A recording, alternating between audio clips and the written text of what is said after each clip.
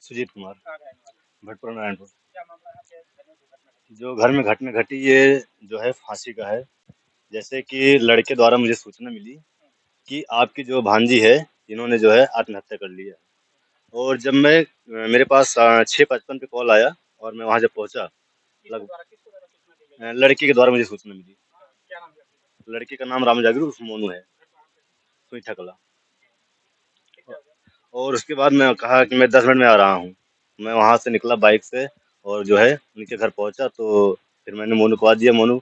तो वो जो है घर से मतलब जहाँ वो लोग रहते थे, जहाँ उनका किचन था, उस घर में से निकले। तो हमने कहा क्या हुआ, क्या बात है? तो बोले जो है प्रीति का निधन हो गया, यानी कि वो उसने आत्महत्या कर लिया। तो मैं कहा कहाँ है? तो मैं गया जो शव के पास गया तो कॉरिडोर में उसको लेटाया गया था। कॉरिडोर में जो है गलियारा था, जैसे लेटाया गया। तो जहाँ वो लोग थे तो अपना चटाई पे बैठे थे। वो जो है उसकी सास और 2 भांजी चटाई पे बैठे थे और बाकी जो शव का था, शव को ऐसे ही नीचे लेटा दिए थे। उसके नीचे कोई मतलब कुछ नहीं था। तो हमने कहा पूरी बात क्या है बताइए हमें। तो वहाँ से हम चले आए। तो हमने मोनू से पूछा क्या बात है? तो उन्होंने कहा कि जो है कि मामा ऐसी कोई बात नहीं हुई हम लोगों के बीच में। जैसे हम लोग जो है खाना पीना बनाए खाए 11 बजे तक हम लोग मोबाइल चलाए साथ में। उसके बाद उन्होंने कहा कि मुझे डिप्रेशन हो रहा है, कि मुझे घबराहट हो रही है। तो मैंने उन्हें एक दवा दी। अब वो दवा क्या थी ये नहीं बताया। उसके बाद हमने कहा फिर? तो बोले कि हम सो गए। सोने के बाद और सुबह उठे तो जो है चाचा की भतीजा के बोला कि चाचा चाचा जो है चाची ने फांसी लगा लिया है। और जब मैं मौके पहुंचा तो वो जमीन पे लिटाए गए थे जिस पेड़ पे उनका फांसी दिया गया था। तो वहाँ पे कोई भी फोटो मतलब कुछ नहीं था। जैसे हम लोगों को जैसे तो बताना चाहिए था कि यहाँ फांसी लगती थी। शादी शादी कब हुई थी उनकी? शादी उनकी 3 जून को हुई थी। झंझट नहीं थी। जैसे बीच में जब जो है अपना निहाल गई थी लड़की, तो उन्होंने शायद मेरी बहन से बताया था कि उनकी भांजी के बीच में कोई चक्कर है। तो हमने कहा तो तहकीकात किया तो उन्होंने कहा कि जो मामला था पहले था अब नहीं है। और उसके बाद वही मामला आ रहा है कि शायद उन्हीं की भांजी के साथ जो रिलेशन था उसी के कारण उसकी मृत्यु हुई है। अवगत कराया, एफआईआर दर्ज करवाया है। जी कार्रवाई हो रही थी और हो रही है। शायद उनको जेल भेज दिया गया जिला। जैसे हम लोग उनके घर जाते भी थे तो उन लोगों का व्यवहार ऐसा था, प्रेम ऐसा था कि चाहे या दिखावे के लिए करते थे या कुछ भी करते थे। ऐसा कभी नहीं हुआ कि हमारी बच्ची को प्रताड़ित कर रहे हैं। जैसे जो फोन हमारे पास आता था बच्ची का ऐसा कोई कॉल नहीं। जैसे हम फोन करते थे बच्ची से पूछते थे कि क्या हाल चाल है तो बताती थी हाल चाल ठीक है सब। मतलब हमसे कभी कोई बात शेयर नहीं की। उनकी मामा है जी। उनकी माँ को शायद नहीं बताया था, बहन जो है उसने अपनी बहन को बताया था। उनके बड़े पापा लड़की है विशाल कुमार। जो मतलब जो बात थी उनकी अंदर की, उनकी और उनकी भांजे की, वो मेरी बहन जो है पूरी बात बताती थी मेरी बहन को। बड़े पापा की लड़की है, कंचन नाम है उसको। पूरी बात बताती थी उसको कि क्या हुआ है क्या नहीं हुआ है, ये क्या कर रहे हैं। ऐसे बता रही थी कि वो धमकी दे रही है इनको। लड़की जो है भांजी इनकी नेहा, वो धमकी दे रही थी इनको। ये जलंधर की है, यहीं पे रहती थी, यहीं पढ़ती थी वो। इनका नाजायज संबंध था, 10 साल से यहीं रहती थी वो।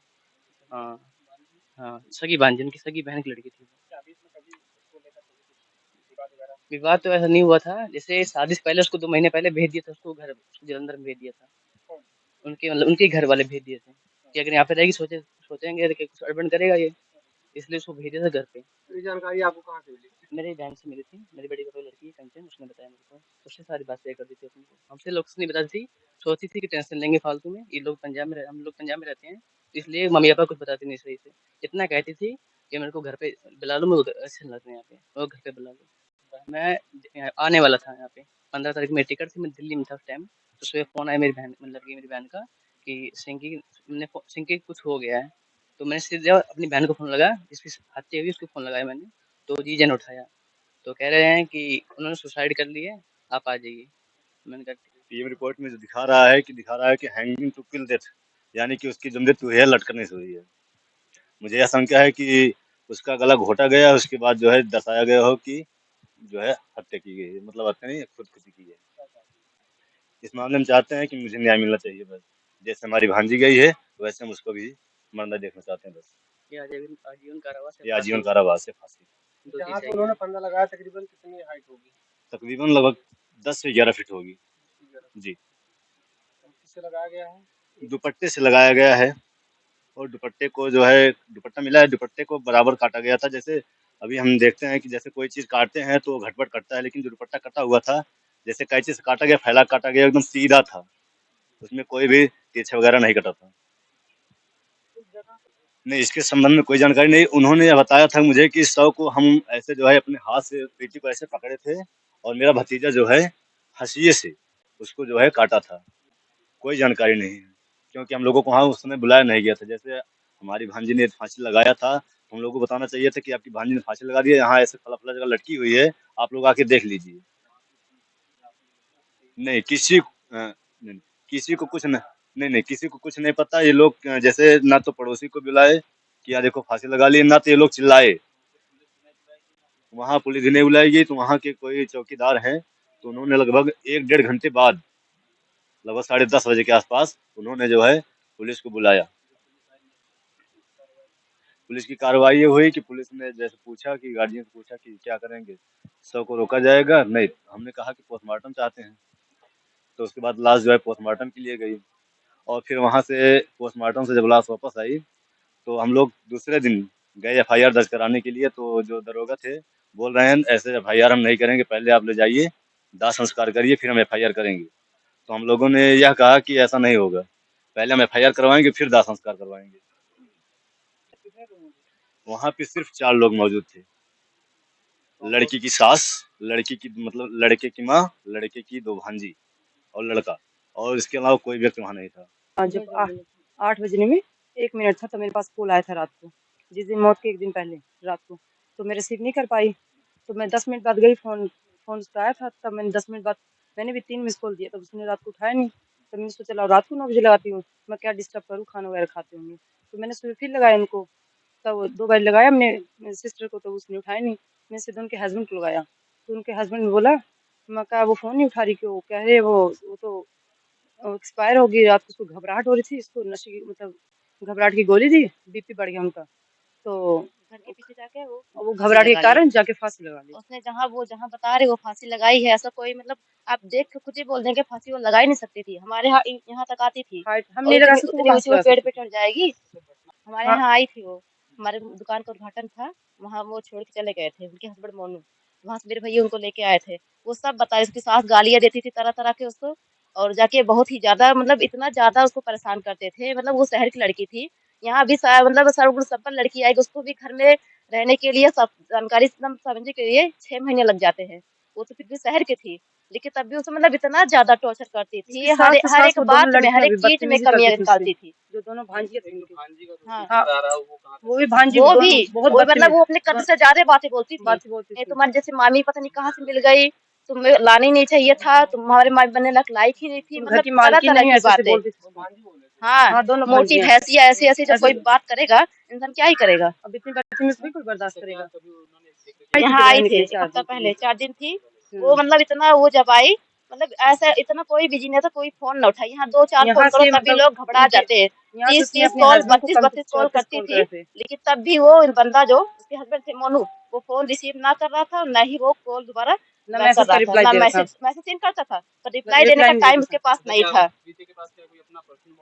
पर्सनल फोन था फ़ोन था, जिसके वो मतलब वो भूल गई थी। भूल उसकी गई सास थी, हमेशा मेल ली कॉल्स रहती करती थी, थी। तो क्या ही लेके आती है? वो उनका फ़ोन था, वो दे दी उनको।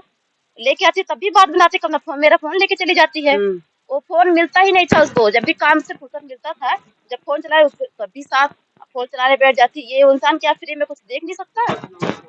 सूचना ही नहीं मिली थी। हम जब सोचिए, ये तो दोबारा सुबह मैं हम खोल के ही खुद तब कॉल जाके मुझे किए, पता तब चला। जाके वो बताया तुम्हारी बहन ने सुसाइड कर लिया, मर सुसाइड गई कर लिया, तुम्हारी बहन। एक्सपायर हो ऐसा गई। कौन बोलता है? नहीं हुआ, नहीं पहले हुआ। वो की थी हमारे पास मैंने फ़ोन। 8:27 हाँ। पे इनको कॉल लगाए, 3 मिस्ड 8 कॉल लगाए, बजने में उठाया 1 नहीं मिनट उन्होंने। बाकी था, तो हमारे पास 2 कॉल लगाई थी। हम उठा नहीं पाए, बस किसी काम में व्यस्त थे। उसके बाद जब हम दोबारा फ़ोन किए उसके पास, वो फ़ोन ही नहीं उठा पाई। उसको शायद मौका ही नहीं मिला होगा फ़ोन उठाने का। शक तो हमें नहीं हुआ था सर, लेकिन जब सर शक अब हुआ, मुझे पता लगा कि वो पहले से शादीशुदा था लड़का। वो अपनी बहन को बेटी रखा था उसने, शादी कर चुका था सर उसने।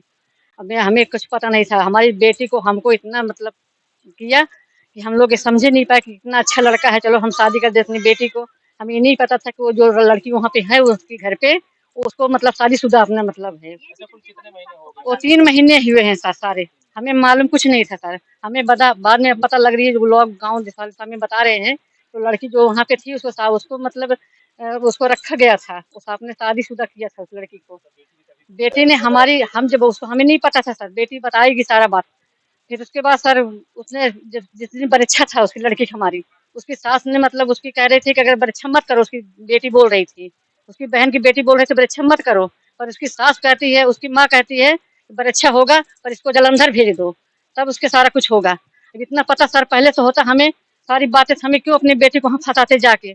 हम पहले से नहीं सतर्क हो जाते कि हमारी बेटी वहाँ जाएगी, हमारी बेटी को मार देगा। बेटी हमारी हाँ सर, चैन मांग रहे थे सर। पहले तो मैंने मतलब किया था, मैंने सारा सामान दिया लड़की को अपने। फिर उसके बाद मांगने लगे कि हमें चैन दो, हमारा घर के वो प्लस करवाओ, लेंटर लगवाओ। अपनी माँ से कह दो, उसकी मोनू कह रहा था। हमारी बेटी से उसकी माँ सास कहती तुम्हारी मम्मी तुम्हें चैन नहीं दिया, सारा सामान दिया चैन नहीं दिया, क्यों नहीं चैन दिया। दहेज के ऊपर मेरी बेटी मारी गई सर। सारा रात को मेरी बेटी को कस को मारे हैं। 8 बजे रात सुबह तुरंत मुझे फोन किया, कहता मम्मी, घटना से पहले मुझे वही बात हुई है जो 8 बजे मुझे बात हुई। मैं पंजाब से सर, यहाँ पे नहीं थी, हम यहाँ नहीं रहते सर। यहाँ पे होते तो हमारी बेटी का ऐसा कुछ होता नहीं। हम 1 दिन पहले बात नहीं हुई थी सर हमारी बेटी से। हमारे बेटी से 5 दिन हुआ था बात किए। फोन बेटी से करता था, फोन छोड़ लेता था। उसको बोलता था वो आए। मेरी बेटी को जिस दिन पता लग गया कि वो आएगी यहाँ पर रहेगी, तुम दोनों यहाँ पर रहना होगा, तब हमारी लड़की कहती नहीं सर ऐसा नहीं होगा, वो आएगी तब हम नहीं रहेंगे यहाँ पे। उसको जब पता लग गया कि अगर ये नहीं रहेगी तो हमारी माँ बाप को बताएगी, अपने माँ बाप को, हमारी माँ बाप आएंगे यहाँ पे टॉर्चर करेंगे सारे परिवार को। इसलिए उस रात में हमने कहा कि हमारा लड़का जा रहा है 16 तारीख को, पर यहाँ से जा रहा है पंजाब से। 16 तारीख 15 तारीख को जब बैठेगा, 16 तारीख को सर वहाँ से ले आएगा मेरे लड़की को। हैं उसी रात में सर 15 तारीख रात में उसे मेरी लड़की को उसने सुसाइड कर दिया। वो तो हम कड़ी से कड़ी सजा, जैसे मेरी लड़की गई है सर, उसको भी उसको जाना है। हमें कुछ नहीं चाहिए, फांसी चाहिए सर, ताकि वो अपनी बहन की बेटी के लिए कहीं रही न जाए। वो दोबारा जलंधर उसकी बेटी को बुलाओ, उसको भी रखो वहाँ पे, उसकी भी सजा दिलवाओ कि अपनी भाई बता दे ऐसा तुमने क्यों किया, अब फंसाया क्यों मुझे गया है। कोई नहीं डाला सर हमारे पास ऐसी बात। मतलब शादी हुई कोई बताया नहीं, कहते सब सारे जितना पूछा गया सारे कहते लड़का बहुत अच्छा है, लड़के में कोई कमी नहीं है। जितना जानकारी थी, जिसकी जानकारी अंदर इतना सारा कुछ था। लड़की के टॉर्चर जो करते थे ना, तो फोन छीन ले। एक बार लड़की का टॉर्चर अलग करते थे, जो इनसे बात करते थे। जब इनसे बात करते थे ना, तो लड़का भी और इनकी समधी भी, ये दोनों बड़ी मम्मी हूँ। तो जब इनसे बात करते थे बहुत प्यार से करते थे, इतने घुल मिल जाते थे कि इनके मान ले इतना हाँ जीत जाते थे। बिल्कुल नहीं होता हाँ ये ऐसा है, ये लड़का ऐसा करेगा अब मेरी एक विश्वास नहीं कर पाती थी लड़की के ऊपर कि मेरी लड़की मान ला क्या पता काम कुम के बारे में लुचर होएगी, क्या पता काम के बारे में ऐसे मेरी लड़की बोल रही है। इसलिए लड़की के ऊपर ये विश्वास नहीं कर पाई और अंदर अंदर लड़की के टॉर्चर करती थी, लड़की बता नहीं पाई। बता